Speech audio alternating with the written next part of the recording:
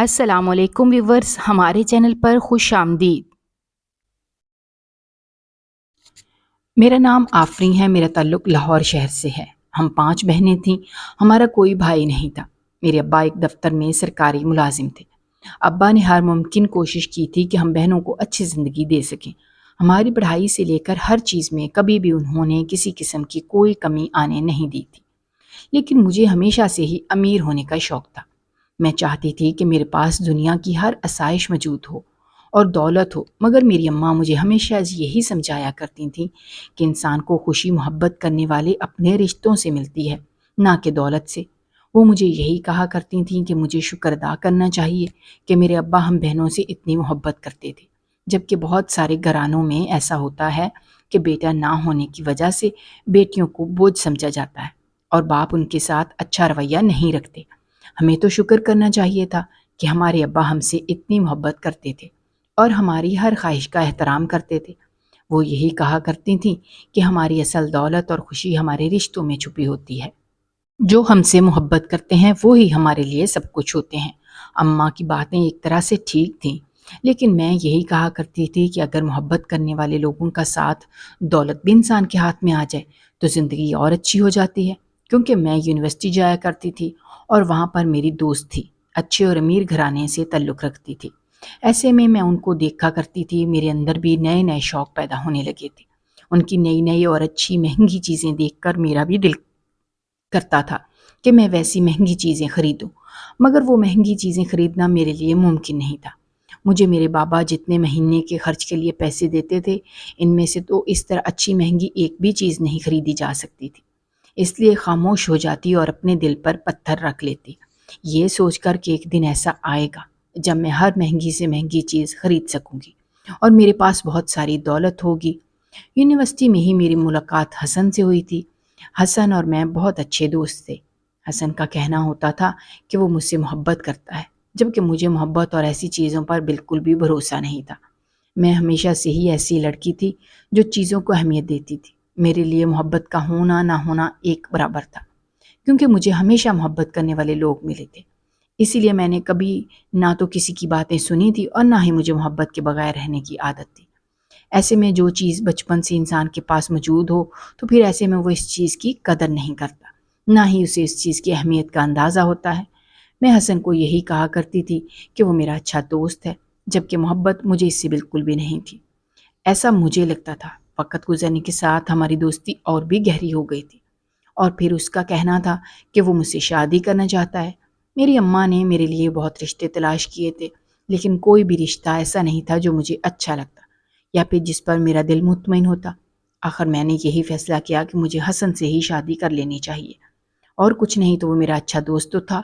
میں اسے جانتی تھی اور مجھے یقین تھا کہ میری زندگی اس کے ساتھ اچھی گزرے گی، اور ویسے بھی وہ میری ہر خواہش پوری کرنے کے لیے کچھ بھی کر سکتا تھا۔ میں جانتی تھی کہ اس سے شادی کرنے کے بعد میں اپنی مرضی کی زندگی گزار سکوں گی۔ میں جو چاہوں گی وہ میرے لیے کرنے کے لیے تیار ہو جائے۔ اس سے بڑھ کر مجھے کیا چاہیے تھا؟ اس نے مجھ سے وعدہ کیا تھا کہ وہ مجھے زندگی کی ہر خوشی دینے کی ہر ممکن کوشش کرے گا۔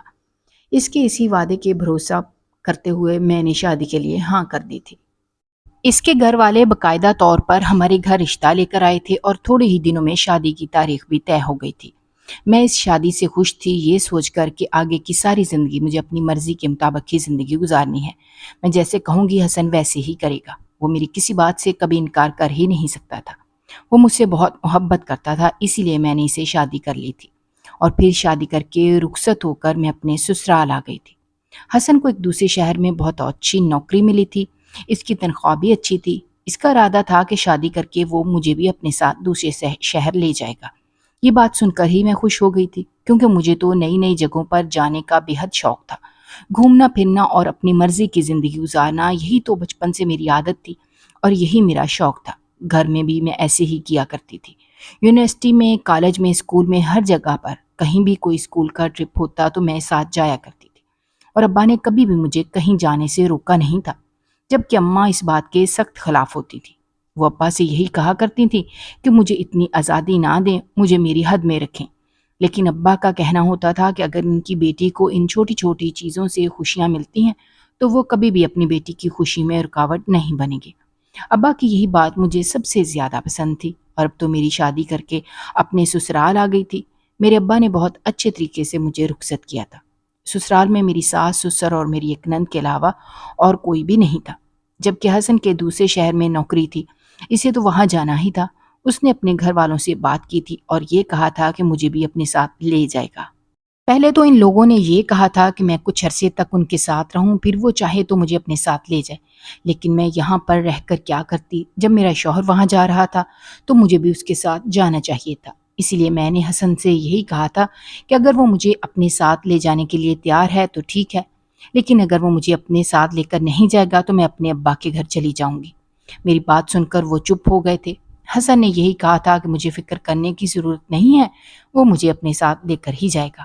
اس نے اپنے گھر والوں سے بات کی تھی، سب لوگ مان گئے تھے، جبکہ میری ساس اس بات کو ماننے کے لیے تیار نہیں تھی۔ ان کا کہنا تھا کہ ابھی نئی نئی شادی ہوئی ہے، ایسے میں محلے کی عورتیں اور رشتہ دار ان کی بہو دیکھنے کے لیے آئیں گے تو وہ کیا جواب دیں گی؟ جبکہ حسن کا کہنا تھا کہ انہیں کسی کو کوئی جواب دینے کی ضرورت نہیں ہے، وہ یہ کہہ دیں کہ وہ اپنے شوہر کے ساتھ چلی گئی ہے۔ اسے نہیں لگتا تھا کہ کسی کو اس بات پر کوئی اعتراض ہوگا۔ آخر کار میری ساس بھی اس بات پر مان گئی تھی، کیونکہ حسن نے انہیں اس بات پر منا ہی لیا تھا۔ اور پھر ہم لوگوں نے دوسرے شہر جانے کی تیاری کی تھی۔ لاہور سے ہم لوگ اسلام آباد آ گئے تھے۔ وہاں پر جس جگہ پر حسن کو نوکری ملی تھی، ان لوگوں نے ہمیں رہنے کے لیے گھر بھی دیا تھا، جو کہ بہت ہی خوبصورت تھا اور بہت اچھا لگا تھا مجھے۔ میں نے اس گھر کو اپنے طریقے سے بہت اچھے طریقے سے سیٹ کیا تھا۔ وہاں پر آس پاس جتنے بھی گھر موجود تھے، زیادہ تر گھر انہی لوگوں کے تھے جو اسی دفتر میں کام کرتے تھے جہاں پر میرا شوہر کام کرتا تھا۔ وہیں پر کام کرنے والوں کو یہاں پر رہنے کے لیے گھر دیے گئے تھے۔ میرے ساتھ والے گھر میں جو عورت رہتی تھی، اس کا شوہر بھی حسن کے ساتھ ہی اس کے دفتر میں کام کرتا تھا۔ اس عورت سے میری اچھی جان پہچان ہو گئی تھی اور تھوڑے ہی دنوں میں وہ میری اچھی دوست بھی بن گئی تھی۔ میرا اس کے گھر کافی آنا جانا تھا اور وہ بھی میرے گھر چکر لگا لیتی تھی۔ اگر مجھے گھر سے باہر کہیں بھی جانا ہوتا تو میں اسی کے ساتھ زیادہ تر جایا کرتی تھی۔ وہ یہاں پر مجھ سے پہلے رہ رہی تھی، اس لیے یہاں کے راستوں کو اچھی طرح سے جانتی تھی۔ اسی لیے حسن کا کہنا تھا کہ مجھے کہیں بھی جانا ہو تو میں اس کے ساتھ آسانی سے جا سکتی ہوں۔ ہمیں یہاں پر آئے ہوئے 1 مہینہ گزر گیا تھا اور یہ 1 مہینہ بہت اچھے طریقے سے گزرا، لیکن پچھلے کچھ عرصے سے حسن اپنے کام میں بہت زیادہ مصروف تھا۔ وہیں پر میری پڑوسن جو میرے ساتھ والے گھر میں رہتی تھی، وہ بھی میرے شوہر کے ساتھ ہی کام پر جایا کرتی تھی، اسی دفتر میں نوکری کرتی تھی، لیکن وہ عورت کافی امیر تھی۔ ایسا مجھے میری سہیلی نے بتایا تھا، اسی سہیلی نے جس کے ساتھ یہاں آتے ہی میری سب سے اچھی دوستی ہو گئی تھی۔ وہ بھی میرے ساتھ والے گھر میں ہی رہتی تھی اور اس کا شوہر میرے شوہر کے ساتھ کام کرتا تھا۔ میری سہیلی مجھے روز یہ کہا کرتی تھی کہ جو عورت ہمارے پڑوس میں رہتی ہے، میں اس پر نظر رکھوں، وہ میرے شوہر کے ساتھ آنے جانے لگی تھی اور اسے کافی زیادہ بات چیت کرنے لگی تھی، جبکہ میری سہیلی کا کہنا تھا کہ شروع میں وہ اس کے شوہر کے ساتھ بھی بے تکلف ہونے کی کوشش کرتی تھی۔ جب اس نے اسے روک دیا تھا اور اسے اپنے شوہر سے دور رہنے کا کہا تھا، اس کا کہنا تھا کہ اب وہ میرے شوہر کے پیچھے پڑ گئی ہے اور جب دیکھا وہ اس کے ساتھ موجود ہوتی ہے۔ میری سہیلی مجھے کہتی تھی کہ میں اس عورت کو اپنے شوہر سے دور رکھوں، میں ان پر نظر رکھوں، کہیں ایسا نہ ہو کہ وہ اسے لے اڑے اور میں یہاں پر اکیلی رہ جاؤں، جبکہ میں اس کی بات سن کر خاموش ہو جاتی تھی اور اسے یہی کہتی تھی کہ ایسا کچھ نہیں ہے۔ مجھے حسن پر پورا بھروسہ تھا، وہ مجھ سے محبت کرتا تھا، ایسے میں وہ کسی اور لڑکی کے بارے میں سوچ بھی نہیں سکتا تھا، جبکہ میری سہیلی کا کہنا ہوتا تھا کہ جو بھی ہے وہ ایک مرد ہے، ایسے میں اگر دوسری عورت اسے اپنی طرف متوجہ کرے گی تو ہو سکتا ہے وہ بہک جائے، جبکہ میں اسے اب کیا بتاتی کہ جو کچھ بھی ہو رہا ہے وہ اپنی مرضی سے ہونے دے رہی ہوں۔ جب ہم یہاں آئے تھے تو اسی وقت مجھے اندازہ ہو گیا تھا کہ وہ عورت کافی امیر ہے۔ میری سہیلی نے ہی مجھے اس کے بارے میں بتایا تھا کہ وہ عورت کافی امیر تھی، اس کا اپنا بہت بڑا بنگلہ تھا اور اس کی اپنی جائیدادیں تھیں، لیکن وہ صرف مصروف رہنے کے لیے یہ نوکری کرتی تھی اور یہاں سے بھی اسے اچھی خاصی تنخواہ ملتی تھی۔ میں یہ سب کچھ جان بوجھ کر کروا رہی تھی، میں چاہتی تھی کہ وہ عورت میرے شوہر کی محبت میں گرفتار ہو جائے اور پھر اپنی ساری جائیداد میرے شوہر کے نام کر دے، جبکہ حسن محبت تو مجھ سے ہی کرتا ہے، میں تو ہمیشہ سے ہی دولت حاصل کرنا چاہتی تھی اور ایک عیش کی زندگی گزارنا چاہتی تھی۔ محبت تو میرے پاس تھی ہی، لیکن دولت حاصل کرنا چاہتی تھی، اسی لیے یہ سب کچھ میں اپنی مرضی سے ہونے دے رہی تھی۔ میں خود ہی حسن سے زیادہ سوال جواب نہیں کرتی تھی اور باتوں ہی باتوں میں اسے یہ کہتی تھی کہ وہ اس عورت کے ساتھ وقت گزارا کریں وہ اچھی عورت ہے، باتوں باتوں میں اس کی تعریف کرتی تھی تاکہ حسن کے دل میں اس کے لیے تھوڑی بہت جگہ بن سکے اور وہ اسے اہمیت دینے لگے۔ اور گزرتے وقت کے ساتھ ساتھ میں اپنے مقصد میں کامیاب ہو رہی تھی۔ میرا شوہر صبح دفتر جاتے وقت اسی عورت کے ساتھ جایا کرتا تھا، شام میں بھی واپس اس کے ساتھ ہی آتا تھا۔ کام کے سلسلے میں ان دونوں کی ملاقات ہوتی رہتی تھی اور دیکھتے ہی دیکھتے ان میں کافی اچھی دوستی بھی ہو گئی، جبکہ حسن مجھے یہی کہا کرتا تھا کہ وہ اس کی اچھی دوست ہے، وہ صرف کام کی وجہ سے اس سے بات چیت کر لیتا ہے، ورنہ وہ محبت مجھ سے کرتا ہے، مجھے اس پر شک کرنے کی ضرورت نہیں ہے، جبکہ میں اچھی طرح سے جانتی تھی کہ ان دونوں کے بیچ میں ایسا کچھ نہیں تھا۔ حالانکہ میں چاہتی تھی کہ وہ عورت میرے شوہر کی محبت میں گرفتار ہو جائے، اور میں جانتی تھی کہ بہت جلد ایسا ہو جائے گا۔ وقت اسی طرح سے گزر رہا تھا اور پھر ایک دن بہت بری خبر مجھے سننے کو ملی تھی۔ مجھے خبر ملی تھی کہ اس عورت کا ایکسیڈنٹ ہو گیا ہے اور اس ایکسیڈنٹ میں وہ اپنی جان سے ہاتھ دھو بیٹھی تھی۔ مجھے اس کے مرنے کا کوئی افسوس نہیں تھا، لیکن مجھے صرف اس چیز کا دکھ تھا کہ میں جو چاہتی تھی ویسا ہو نہیں پایا تھا۔ میرا مقصد ادھورا رہ گیا تھا اور مجھے اسی چیز کا سب سے زیادہ دکھ تھا کہ بڑی مشکلوں سے مجھے ایک راستہ نظر آیا تھا جس سے میں اپنی مرضی کی زندگی گزار سکتی تھی، لیکن اب وہ میرے ہاتھ سے نکل گیا تھا۔ امیر ہونے کا ایک موقع تھا اور وہ بھی ہاتھوں سے چلا گیا تھا، مگر خیر کیا کیا جا سکتا ہے۔ ایک دو دن اسی طرح سے گزرے تھے جب مجھے شدید حیرت ہوئی کہ اس عورت کا وکیل ہمارے گھر آیا مجھ سے ملنے کے لیے۔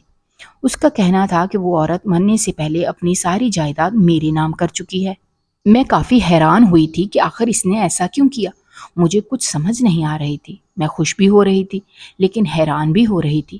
اس سے پہلے کہ میں مزید کچھ سوچتی، اس وکیل کی اگلی بات پر میں وہیں خاموش ہو گئی۔ اس کا کہنا تھا کہ وہ عورت اپنی ساری جائیداد میرے نام کر تو چکی ہے، لیکن اس دولت کو حاصل کرنے کے لیے مجھے اس کا ایک ادھورا کام مکمل کرنا ہوگا، اور اگر میں اس کا کام نہیں کروں گی تو یہ دولت مجھے بالکل نہیں ملے گی، بلکہ یہ دولت کسی فلاحی ادارے کو دے دی جائے گی۔ میں نے فوراً سے یہی کہا تھا کہ یہ دولت مجھے ہی چاہیے۔ میں اس کا ہر ادھورا کام کرنے کے لیے تیار تھی۔ جب اس وکیل نے ایک پیپر میرے ہاتھ میں تھمایا جس کے اوپر اس عورت کی شرط لکھی ہوئی تھی، جس شرط کو پورا کرنے کی صورت میں اس کی ساری دولت مجھے مل سکتی تھی، میں نے فوراً سے وہ پیپر اس کے ہاتھ سے پکڑا تھا، اور جیسے ہی میں نے وہ شرط پڑھی تھی تو میرے رونگٹے کھڑے ہو گئے، کیونکہ اس پر لکھا ہوا تھا کہ اس جائیداد کی اور اس دولت کی حقدار میں اسی صورت میں ہو سکتی ہوں اگر میں اپنے شوہر کی شادی اس کی معذور بہن سے کروا دوں۔ اسی صورت میں اور میرا شوہر اس دولت کو حاصل کر سکتے ہیں اور میں اس دولت کی مالکن بن سکتی ہوں، جبکہ میں اس بات پر حیران ہو رہی تھی کہ اس کی ایک بہن بھی تھی اور مجھے اس بارے میں کچھ بھی معلوم نہیں تھا۔ میں اسی وقت اس کے گھر گئی تھی جب میں نے دیکھا کہ وہاں پر ایک لڑکی ویل چیئر پر موجود تھی۔ اس کا کہنا تھا کہ وہ اس کی چھوٹی بہن ہے اور اسے اپنی بہن کے چلے جانے کا بہت افسوس تھا۔ اس کی بہن ہی تو اس کا ایک واحد سہارا تھی۔ اس کے ماں باپ کا تو بہت عرصہ پہلے انتقال ہو چکا تھا اور اب اس کی بہن بھی اسے اس بری دنیا میں لاوارث چھوڑ کر چلی گئی تھی۔ اب میں سمجھ چکی تھی کہ اس عورت نے یہ شرط کیوں رکھی تھی۔ یقیناً وہ اپنی بہن کو تحفظ دینا چاہتی تھی، اپنی بہن کو کسی مضبوط ہاتھوں میں دے کر جانا چاہتی تھی، اور شادی سب سے مضبوط بندھن ہوتا ہے۔ آپ کا شوہر ہی آپ کا سب سے مضبوط سہارا ہوتا ہے۔ اسی لیے اس نے یہ شرط رکھی تھی کہ میں اس کی معذور بہن کی شادی اپنے شوہر سے کروا دوں، کیونکہ وہ کافی عرصے سے میرے شوہر کے ساتھ کام کر رہی تھی اور اتنے عرصے میں وہ میرے شوہر کو اچھی طرح سے جان گئی تھی۔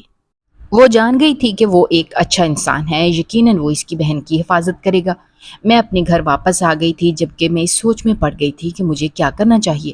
اگر میں اپنے شوہر کی شادی اس لڑکی سے کروا دیتی تو یقیناً اس لڑکی کی ذمہ داری ساری زندگی ہمیں اٹھانی پڑتی، جبکہ میرا پلان تو کچھ اور ہی تھا۔ میں تو صرف یہ دولت حاصل کرنا چاہتی تھی، اور شرط کے مطابق اگر میں اس کی بات نہ مانتی تو یہ دولت میرے ہاتھ نہ آتی۔ مجھے ہر حال میں یہ ساری دولت چاہیے تھی، اس کے لیے میں کچھ بھی کرنے کے لیے تیار تھی۔ اور پھر میں نے یہی سوچا تھا کہ وہ لڑکی چل پھر نہیں سکتی، معذور ہے، لیکن وہ دیکھنے میں بہت ہی خوبصورت اور کم عمر تھی، مگر اس کی خوبصورتی سے مجھے کوئی فرق نہیں پڑتا تھا۔ وہ اپنے قدموں پر کھڑی نہیں ہو سکتی تھی، اور جہاں تک بات میرے شوہر کی تھی تو وہ مجھ سے محبت کرتا تھا، اور پھر اس کے سامنے چاہے کتنی بھی خوبصورت لڑکی آ جاتی اس سے کیا فرق پڑتا تھا، وہ ہمیشہ سے میرا ہی تھا۔ میں نے یہی سوچا تھا کہ میں اپنے شوہر کی شادی اس لڑکی سے کروا دیتی ہوں، اور ویسے بھی وہ لڑکی ایک کمرے میں پڑی رہے گی، اس سے میرا کیا جاتا تھا؟ وہ کون سا چل پھر سکتی تھی جو مجھ سے مقابلہ کرتی یا پھر میرے کسی کام میں مداخلت کرتی؟ میں اسے ایک کمرے میں بند رکھوں گی اور سارے گھر پر میری مرضی اور میری حکومت چلے گی، اور اس طرح سے ساری دولت بھی میرے ہاتھ آ جائے گی، اور ایک لڑکی کی وجہ سے میں بنا بنایا کھیل بگڑنے نہیں دے سکتی تھی۔ مگر سب سے ضروری کام تھا اپنے شوہر کو شادی کے لیے راضی کرنا۔ مجھے یقین تھا کہ وہ کبھی بھی اس شادی کے لیے راضی نہیں ہوگا، مگر میں یہ بھی جانتی تھی کہ وہ میرے لیے کچھ بھی کرنے کے لیے تیار ہو جائے گا۔ یہ شادی تو بہت چھوٹی چیز تھی، اور پھر اسی دن میں نے اپنے شوہر کو شادی پر راضی کرنے کے لیے مجبور کرنا شروع کر دیا۔ حسن کا کہنا تھا کہ وہ کبھی بھی کسی صورت بھی اس لڑکی سے شادی نہیں کرے گا، بلکہ اس کی شادی کسی اچھے انسان سے کروائے گا جس کے ساتھ وہ خوش رہ سکے۔ میرے شوہر کا کہنا تھا کہ اس کی بہن ایک بہت اچھی خاتون تھی، اس کے ساتھ اس کی اچھی دوستی تھی، ایسے میں اس کی بہن کی بہت عزت کرتا ہے اور بہت احترام کرتا ہے، اور اس کے لیے ایک اچھے انسان کا انتخاب کرے گا، جبکہ خود وہ اس سے کبھی بھی شادی نہیں کرے گا کیونکہ وہ اس سے محبت نہیں کرتا۔ اس کا کہنا تھا کہ وہ مجھ سے محبت کرتا ہے اور ایسے میں وہ کسی اور لڑکی سے شادی نہیں کر سکتا۔ میں نے اسے بہت سمجھایا تھا، اسے یہی کہا تھا کہ اگر اس نے لڑکی سے شادی نہیں کی تو میں یہ گھر چھوڑ کر ہمیشہ کے لیے چلی جاؤں گی۔ وہ لڑکی چل پھر نہیں سکتی تھی، ایسے میں اگر ہم اس کی شادی کسی اور سے کروا دیتے تو شاید وہ لڑکا اس کے ساتھ اچھے طریقے سے نہ رہتا۔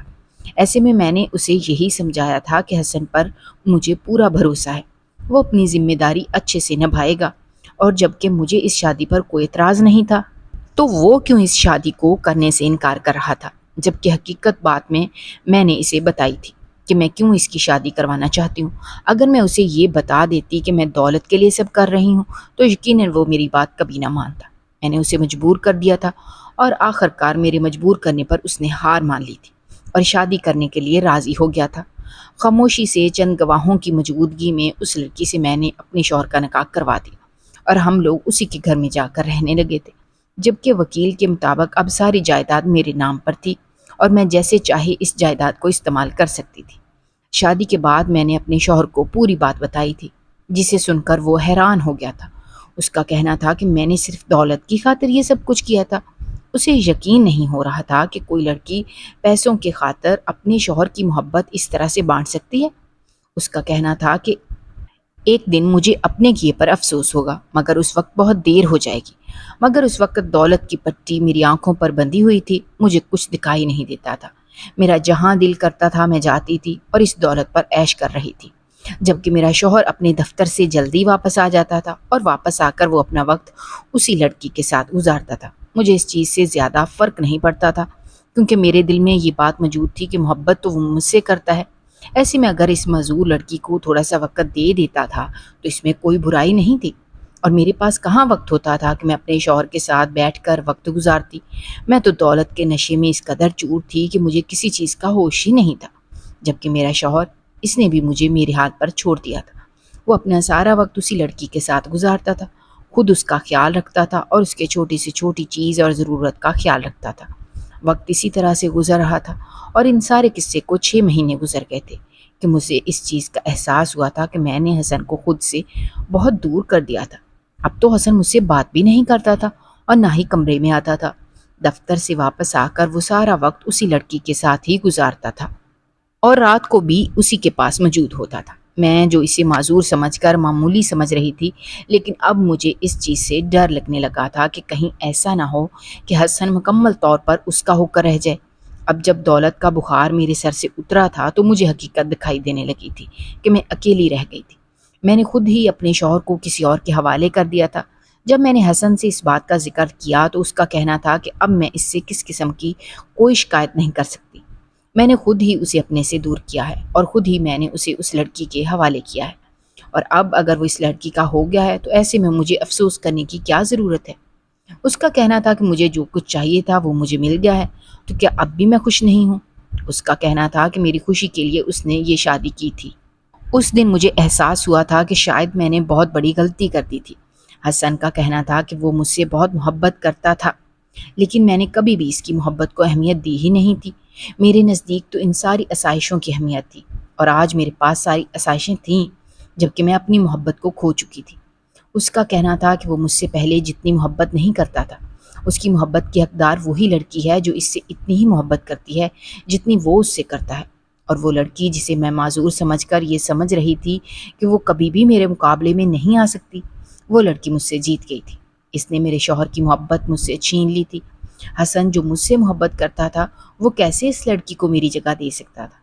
یہی بات مجھے سکون سے جینے نہیں دے رہی تھی۔